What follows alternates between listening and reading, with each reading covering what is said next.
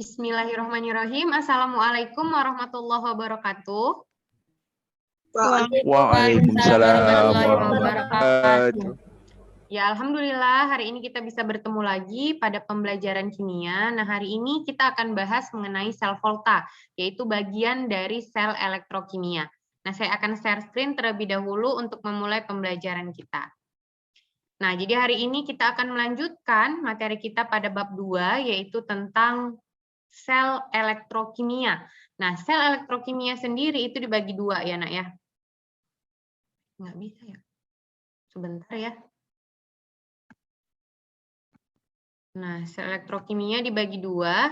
Yang pertama kita akan bahas mengenai sel volta. Oke, jadi indikator pembelajaran kita pada hari ini yang pertama menjelaskan konsep sel volta atau sel galvani berdasarkan deret volta.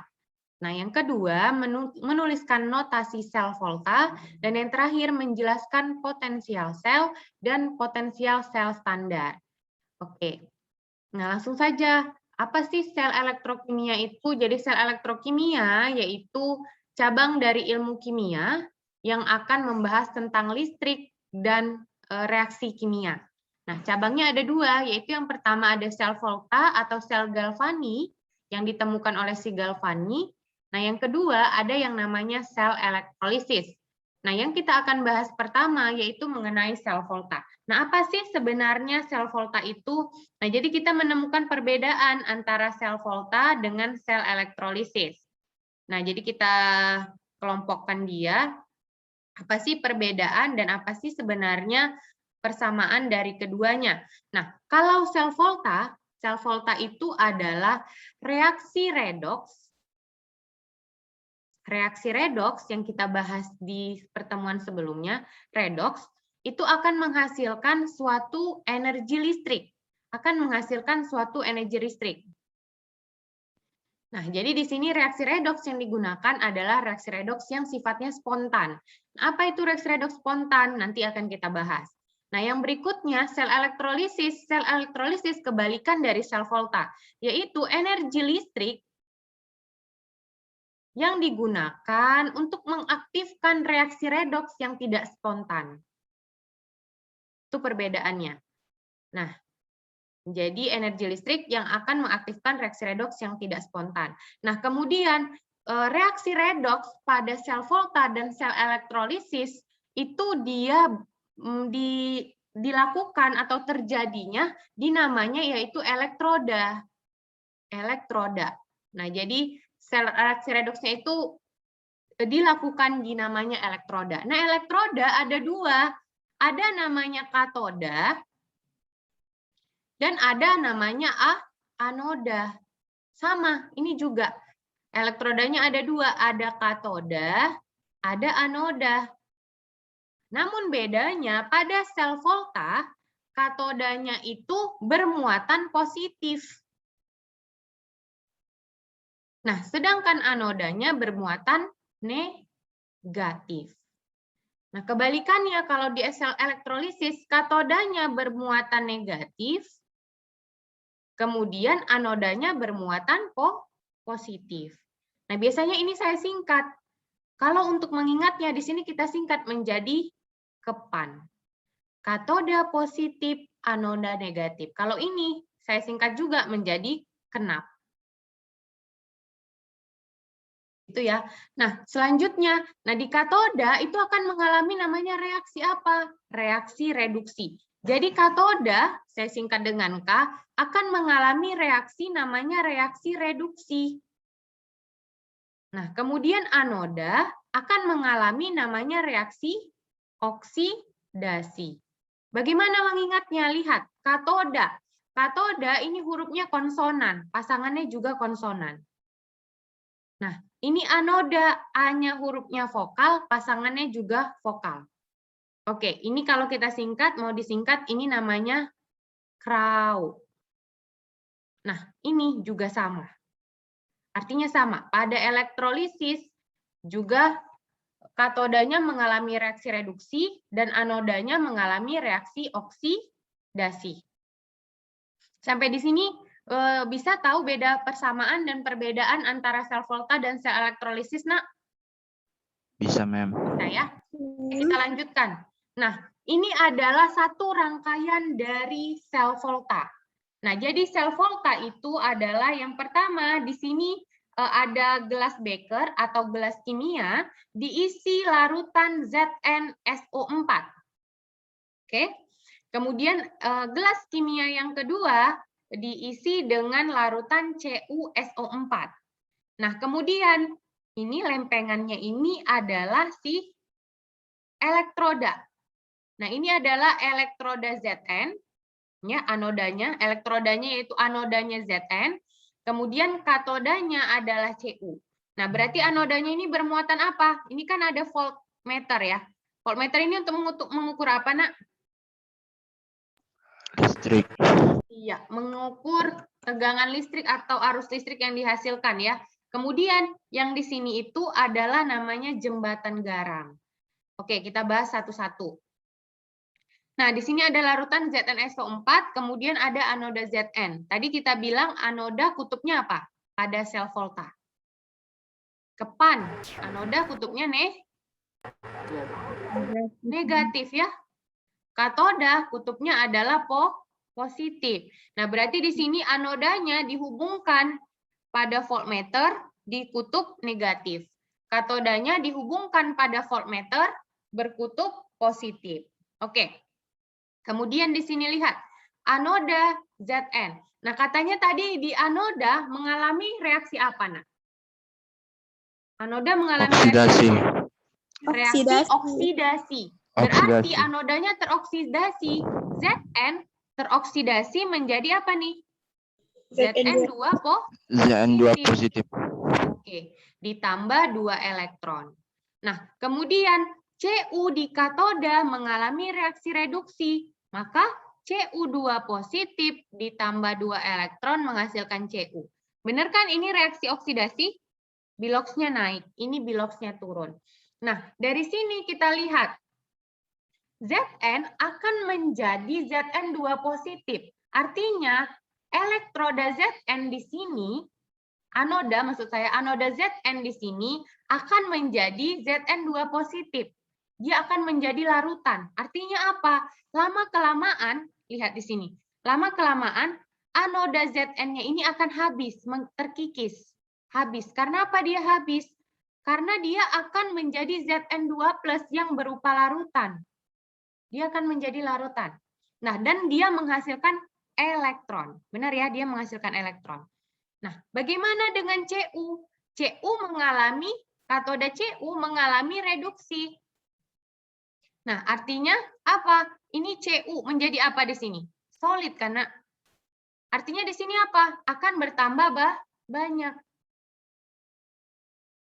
Katoda Cu-nya akan bertambah banyak. Kenapa dia bertambah banyak? Karena dia akan menghasilkan ini, padatan Cu reaksinya. Maka lama-kelamaan katodanya bertambah banyak. Oke, kemudian kalau pertanyaannya, aliran elektron mengalir dari mana ke mana? Negatif Elektron positif. mengalir dari mana ke mana, Nak? Negatif ke positif.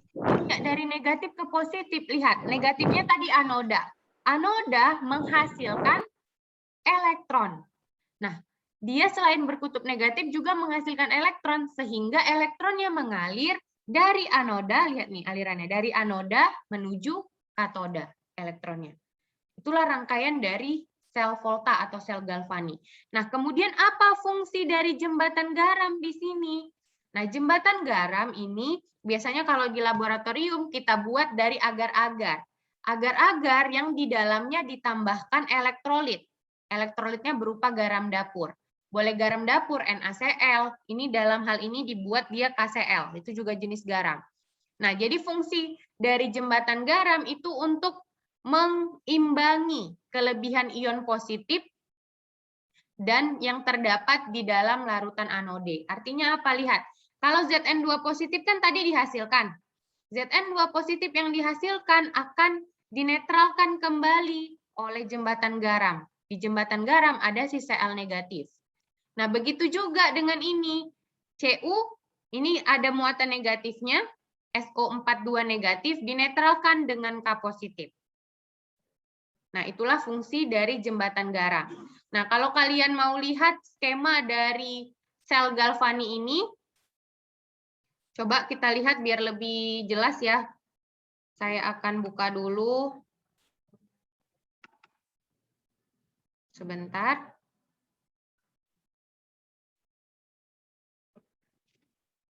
Lambat sekali ya.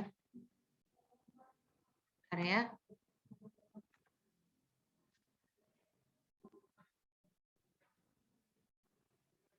Oke, sebentar ya, Nak.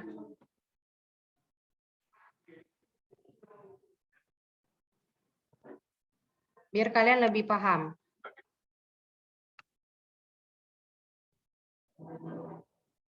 Sebentar ya.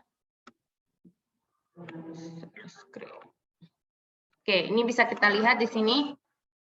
Nah, lihat, inilah rangkaiannya ini hidup ya, Nak. Nah, lihat.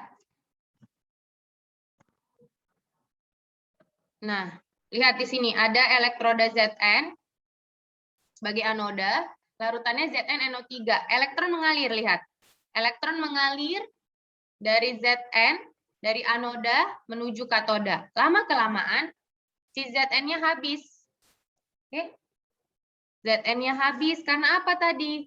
Di anoda mengalami reaksi oksidasi. Ya, reaksi oksidasi yang mengakibatkan anoda Zn akan menghasilkan larutan Zn2+. Nah, kemudian di sini Cu-nya akan bertambah. Karena apa? Karena tadi dia menghasilkan Cu atau padatan Cu, sehingga makin lama dia makin bertambah. Oke. Kemudian ini, jembatan garam dari Zn, lihat. Ini fungsinya apa jembatan garam dari Zn? Ini untuk menetralkan Zn2+, dinetralkan oleh NO3 negatif. Nah, ini kalau jembatan garam Cu, seperti ini dia. Lihat, NO3 yang masuk dinetralkan oleh Na dari jembatan garam. Ya kan? Jadi fungsi dari jembatan garam itu untuk menetralkan. Masuk, ada yang keluar, lihat nih. Na+-nya keluar. Masuk lagi NO3, Na+-nya keluar. Zn2+-nya juga keluar. Nah, ini dia. Nah, oke, lihat.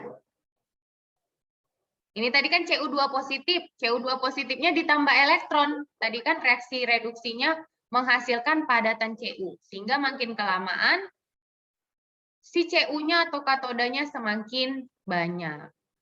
Oke, kembali lagi kita ke PPT kita ya.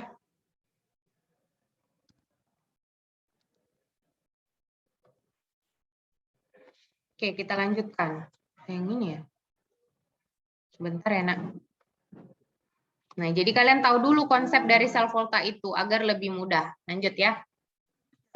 Selanjutnya kita bahas tentang notasi sel.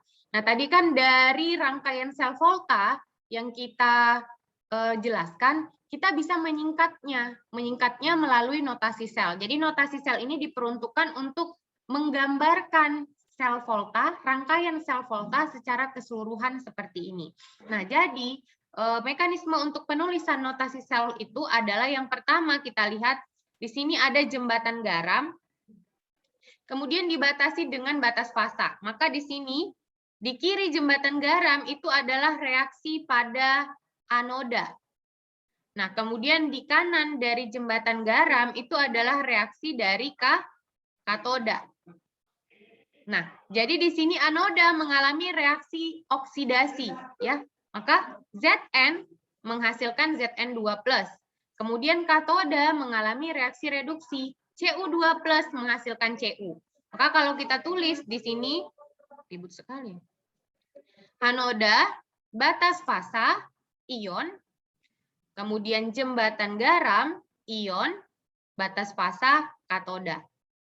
Nah, inilah satu rangkaian dari sel volta yang kita sebut dengan notasi sel. Bisa ya menuliskannya ya, Nak? Ini untuk notasi sel. Nah, itu jembatan garamnya. Ini anoda, ini katoda, seperti yang saya bilang. Oke, sama ya. Oke, lanjut. Nah, ini arah aliran elektronnya. Elektron mengalir dari anoda ke katoda. Nah, kita lanjutkan. Nah, untuk potensial reduksi standar, yang saya bilang tadi, ada reaksi redoksnya itu dia spontan. Kalau reaksi redoksnya spontan, itu dia memiliki harga potensial sel yang bernilai positif nanti. Potensial selnya itu positif. Nah, kemudian ada namanya potensial reduksi standar. Namanya E0. Jadi E0 itu adalah khusus untuk reaksi yang namanya reaksi reduksi. Itu namanya E0. Harganya itu sudah ketetapan, sudah didapatkan dari percobaan dan biasanya ada di soal. Nah, jadi harga potensial reduksi standar atau E0 itu diukur pada konsentrasi 1 molar dan pada temperatur 25 derajat Celcius. Ini pada keadaan standar namanya. Oke, itu namanya E0 atau potensial reduksi standar. Nah, kemudian harga potensial reduksi untuk hidrogen itu adalah 0. Untuk hidrogen adalah 0. Nah, kemudian elektroda yang potensial reduksinya lebih besar daripada hidrogen atau lebih besar dari 0, maka cenderung mengalami reaksi reduksi. Nah, kalau cenderung mengalami reaksi reduksi, otomatis dia menjadi apa? Katoda atau anoda? Nah, kalau cenderung mengalami reaksi reduksi, iya, katoda. Berarti kalau harga potensial reduksi standar atau E0-nya lebih besar dari 0, cenderung menjadi katoda. Sedangkan kalau E0-nya lebih kecil dari 0, dia cenderung mengalami oksidasi atau cenderung menjadi anoda. Nanti kita lihat dari deret volta. Oke, kemudian elektroda yang potensial reduksi standarnya lebih kecil cenderung mengalami oksidasi, ya. Lebih sukar mengalami reduksi, artinya dia lebih cenderung mengalami oksidasi.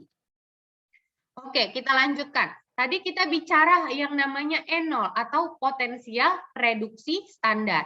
Nah, jika dari soal tidak diketahui E0, maka kan kita tidak tahu nih mana yang jadi katoda, mana yang jadi anoda. Maka kita bisa mengidentifikasinya dari yang namanya deret volta. Nah, dari kelas 1 saya sudah bahas tentang deret volta di reaksi pendesakan. Nah, jadi deret volta itu apa? Jadi deret volta adalah urutan suatu logam, urutan logam-logam berdasarkan sifat reduktor. Berdasarkan sifat reduktor dari yang terbesar, sifat reduktor dari yang terbesar sampai yang terkecil. Terbesar sampai terkecil. Oke, apa itu reduktor, Nak? Reduktor itu zat yang mengalami apa, Nak? Mengalami reaksi apa? Oksidasi. Iya, reduktor adalah zat yang mengalami reaksi oksidasi. Masih ingat nggak apa aja itu deret volta? Apa aja deret volta? Lihat, kalau Bapak camat nanti minggu jual minyak air zaitun pada kru kafe kode, nih cowok nih sang perambanan harus mencuci hingga Agus tinta aura. Oke, kelas 1 udah ada.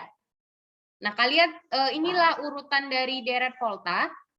Kalian bisa membuatnya dari penyingkatan kalian sendiri, gitu ya. Ini deret volta. Jadi deret volta itu selurusan ya, Nak ya, bukan nyambung ke bawah, dia lurus gitu. Tapi kan nggak muat ya. Jadi saya buat di bawahnya. Artinya apa tadi? Harga E0 dari hidrogen tadi berapa katanya, Nak? 0. Iya, 0 volt. Oke. Artinya apa? Semakin ke kiri, nah di kiri dari hidrogen ini, E0-nya tadi lebih kecil dari 0. Nah, sedangkan dari ke kanan dari hidrogen, itu E0-nya lebih besar dari 0. Itu ya. Nah, karena lebih kecil dari 0, dia cenderung mengalami reaksi oksidasi. Atau cenderung menjadi anoda. Atau reduktornya bagaimana? Kuat ya. Ya kan? Jadi semakin ke kiri, dia reduktornya kuat. Oke, kemudian kalau di yang kanan, kalau kanan itu dia NO-nya lebih besar dari 0 atau dia positif. Cenderung mengalami reaksi reduksi atau menjadi katoda. Nah, sifat reduktornya apa? Reduktor yang lemah. Maka dia cenderung menjadi oksidator yang kuat. Oke, dari deret volta di sini kita bisa lihat ya nak, tanpa adanya enol, kita bisa lihat dari urutannya aja. Oke, jadi kita lihat. Nah, dari sini ada not. Kalau ada yang namanya reaksi pendesakan. Lihat ya, logam yang di kiri dapat mendesak logam yang ada di kanan. Biasanya di soal, selain kata mendesak, itu juga ada kalimatnya ya, katanya diganti, selain mendesak itu dapat bereaksi. Kemudian dapat menggantikan, kemudian dapat mereduksi. Kemudian dapat apa lagi? Biasanya kalau kata-katanya di soal, dapat mendesak, dapat menggantikan, dapat bereaksi, dapat mereduksi logam di kanan, kemudian juga dapat mengendapkan. Nah, mengendapkan logam yang ada di kanan. Kita beri contoh. Nah, contohnya kita punya logam Zn. Direaksikan dengan CuSO4. Pertanyaannya, apakah reaksi ini dapat berlangsung? Kita cek dari deret volta. Zn posisinya lebih kiri dari Cu. Sehingga reaksinya dapat berlangsung atau tidak, nak? Dapat. Iya, dapat berlangsung. Sehingga Zn bisa menggeser posisi Cu. Artinya apa? Zn mengambil pasangan si Cu. Sehingga reaksinya menjadi apa? ZnSO4 ditambah Cu. Nah, artinya dapat berlangsung reaksi itu. Nah, dapat bereaksi. Kemudian apa yang diendapkannya? Nah, Cu-nya jadinya mengendap kan? Logam di kanannya jadinya mengendap. Lain halnya kalau kalian ketemu soal seperti ini. Cu ditambah ZnSO4. Bisa nggak berlangsung nih reaksinya? Enggak. Tidak bisa, karena posisi Cu lebih kanan dari Zn. Ini tidak dapat berlangsung. Sampai sini deret volta paham, nak? Paham, Mem. Paham. Kita Insyaallah, Mem. lanjutkan. Insya Allah, alhamdulillah. Oke. Nah, kita lihat dari notasi sel tadi atau rangkaian sel volta, kita bisa menghitung berapakah enol sel atau potensial listrik yang dihasilkan dari reaksi itu. Nah, cara menghitungnya, nah, enol sel itu kita hitung dari enol katoda dikurang dengan enol anoda. Nggak usah pakai yang ini, nah ini sebenarnya sama aja. Jadi intinya enol sel itu dihitung dari enol katoda kita kurang enol anoda. Atau enol sel atau potensial sel standar kita hitung dari enol yang besar. Katoda kan tadi enolnya yang lebih besar ya, nak. Dikurang dengan enol yang lebih kecil. Nah, lihat, enol sel ini dia pada keadaan standar. Keadaan standar tadi berapa? Saya bilang, nak. Pada konsentrasi berapa molar? 1 dan 1 5. molar. Oke. Kalau dia tidak 1 molar konsentrasinya, kita tidak bisa hitung dengan rumus ini. Kita pakai rumus namanya persamaan Nernst. Tapi di reguler itu tidak ada. Persamaan Nernst itu biasanya ada di olimpiade. Jadi nggak saya bahas di sini ya. Jadi di sini enol sel potensial sel standar itu standarnya pada konsentrasi 1 molar. Oke, cara menghitungnya seperti ini. Kalau enol selnya bernilai positif, maka reaksi itu berlangsung spontan. Sedangkan kalau enol selnya bernilai negatif, reaksi itu berlangsung tidak spontan. Langsung kita masuk ke contoh soal. Nah, contoh soalnya diberikan Ni. Nah, lihat, enol itu tadi untuk apa tadi? Reaksi apa? Enol tadi potensial reduksi standar. Untuk reaksi berarti untuk reaksi reduksi. Nah, lihat, ini reaksinya semua reduksi ya, nak. 2+ menghasilkan Ni, ini reduksi. Oke. Diberikan Ni dan Pb dengan harga E0 sedemikian rupa. Nah, pertanyaannya, tentukan potensial dari sel volta. Nah, saya tambahin pertanyaannya. Tentukan katodanya siapa? Yang B, tentukan anodanya siapa? Kemudian yang C, tentukan E0 sel. Yang kemudian yang D, tentukan notasi. Yang E, tentukan reaksi utuh. Yang F, tentukan sifat reduktor yang lebih kuat. Reduktor yang lebih kuat. Oke, kita jawab satu persatu. Diberikan Ni dan Pb. Siapa katodanya kalau gitu, Nak? Dari harga E0. Siapa PB. katodanya? PB. Siapa, Nak? Iya, PB. Pb. Karena Pb E0-nya lebih besar. Pasti dia cenderung menjadi katoda. Nah, sedangkan Ni di sini E0-nya lebih kecil ya, Nak, lebih negatif kan, cenderung menjadi anoda. AB terjawab. Kita jawab yang C. Kita jawab A yang C dengan E0 sel. Apa tadi rumus dari E0 sel, Nak? Katoda dikurang anoda. Iya, Dwi ya. Oke, E0 dari katoda dikurang dari E0 dari anoda. Atau E0 yang besar dikurang E0 yang kecil. Minus 0,13 dikurang minus 0,25. Berapa nih, Nak? 0,12 nih. Iya. Positif negatif. Positif. Penting ya. Positif. Pentingnya di sini anak ya. Positif 0,12 volt. Artinya reaksinya berlangsung spontan. Oke, lanjut kita ke notasi sel. Oke, notasi sel tadi apa, Nak? Anoda. Anoda, ion, Jembatan ya ion, pinter. Kemudian jembatan Jembatan garam, ion, katoda. Oke, Daeng, silakan, Nak. Apa tuh? Batas pasangnya jangan lupa. Apa aja berarti dia? Ni. Iya, Ni.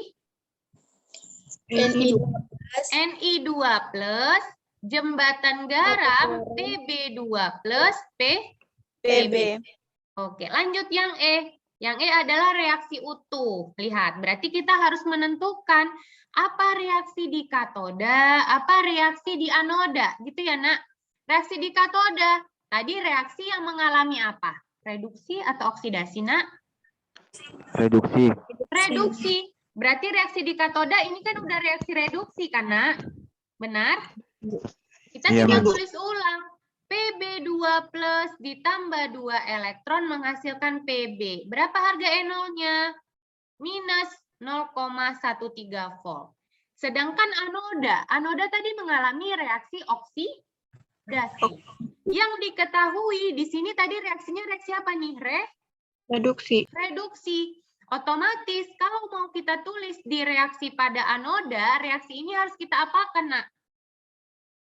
Kita Balik. balik. Oke, ketika reaksinya dibalik, otomatis E0-nya berubah tanda. Maka reaksinya menjadi apa, Nak? Silahkan. Ni menjadi Menghasilkan Ni2 plus tambah 2 elektron. Menghasilkan Ni2 plus ditambah 2 elektron. E0-nya menjadi berapa, Nak? Positif 0,25. 0,25. Nah, lihat. Ketika reaksinya dibalik, E0 berubah tanda. Namun, ketika reaksinya kalian kalikan koefisiennya, E0 tidak berubah tanda. Ingat ya notnya ya. E0 hanya berubah ketika reaksi itu dibalik. Ketika kalian kali, kalian bagi, kalian apakan, kalian akarkan, E0 tidak berubah. Oke? Ingat ya. Oke, kita matikanlah elektronnya.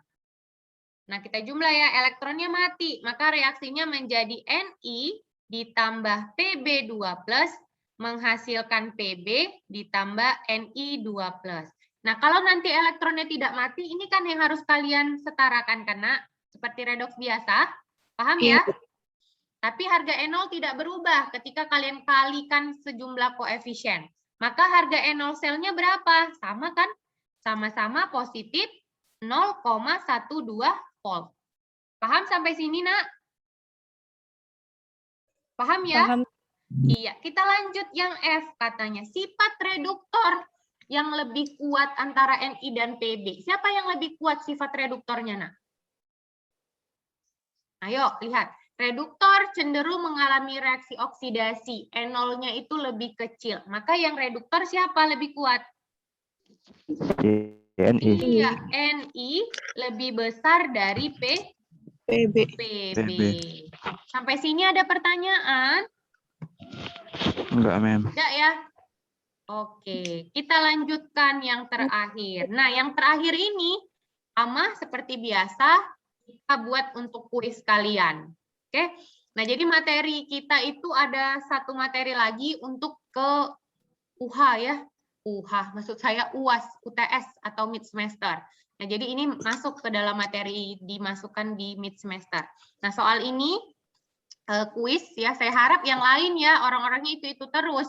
Nah, jadi 5 orang tercepat saya tunggu setelah live teaching. Artinya mulai di setelah live teaching jam 10 ya. Jam 10 baru saya hitung masuk ke nilai kalian nantinya. Nah, jadi itu sebagai nilai tambahan kalian nanti ya. Kalau ada nilai yang kurang, nanti itu jadi tambahannya. Oke, sebelum saya tutup ada pertanyaan, Nak? Bu, saya mau nanya, Bu. Silakan, Putri Dini. Yang di reaksi utuh tadi, Bu, yang bisa berubah. Iya, elektron, gimana, Nak? Berubah E-nya, Bu, E0-nya, Bu. Iya. Itu kenapa berubah? Iya. Lihat.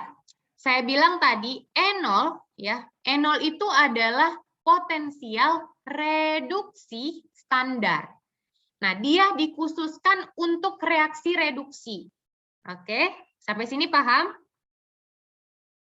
E0 itu hanya untuk reaksi reduksi. Dia pada 1 molar dan 25 derajat Celcius. Itu udah hasil percobaan. Nah, sedangkan lihat, katoda mengalami reaksi apa tadi? Reduksi ya, kerau. Konsonan dengan konsonan. Maka ini ditulis ulang, harga E0-nya juga tetap. Sedangkan anoda tadi mengalami reaksi apa, Putri? Oksidasi, Bu. Iya, oksidasi. Sehingga kan kita harus tulis reaksi oksidasi. Sedangkan ini kan hanya reaksi reduksi. Nah, untuk menghasilkan reaksi oksidasi, itu kan kita balik. Ini, reaksi pertama ini. Kita balik. Lihat. Ni menghasilkan Ni2+. Ini kan oksidasi. Biloxnya 0, menghasilkan bilox 2 positif. Benar, Putri? Iya, Bu. Iya, karena reaksinya kita balik, maka harga E0-nya berubah tanda. Menjadi positif 0,25. Ya kan darinya negatif. Bisa? Oh, iya, Nah, iya. kemudian baru kita jumlahkan, kita matikan elektronnya. Nah, namun di sini kalau elektronnya nanti berbeda, kalian kalikan sejumlah koefisien seperti biasa agar elektronnya bisa saling meniadakan. Nah, namun E0 tidak berubah ketika kalian kalikan sejumlah koefisien. Bisa ya, Putri? Maka Iya, ini Bu. tinggal dijumlahkan aja. Oke, ada lagi pertanyaannya? Oke, kalau gitu terima kasih untuk hari ini. Iya, siapa? Mem, tadi Rio. soalnya belum di SS, Mem. Nanti saja saya kirimkan setelah live teaching jam 10. Nanti kamu ngerjain. Oke? Nanti aja ya. Iya, Mem. Oke, terima kasih, Nak, untuk hari ini ya. Nah, jaga kesehatan kalian, kemudian tetap berdoa agar kita bisa segera bertemu ya tatap muka ya, Nak, seperti 2 tahun lalu mungkin ya di kalian kelas 1 ya kita terakhir tatap muka ya, Nak ya. Iya, Mem. Tapi terlebih dari itu semangat belajarnya jangan tetap semangat, jangan luntur seperti itu walaupun kita daring seperti ini ya. Saya ucapkan terima kasih, semoga hari ini bermanfaat. Assalamualaikum warahmatullahi wabarakatuh. Waalaikumsalam warahmatullahi wabarakatuh. Thank you, Ma'am.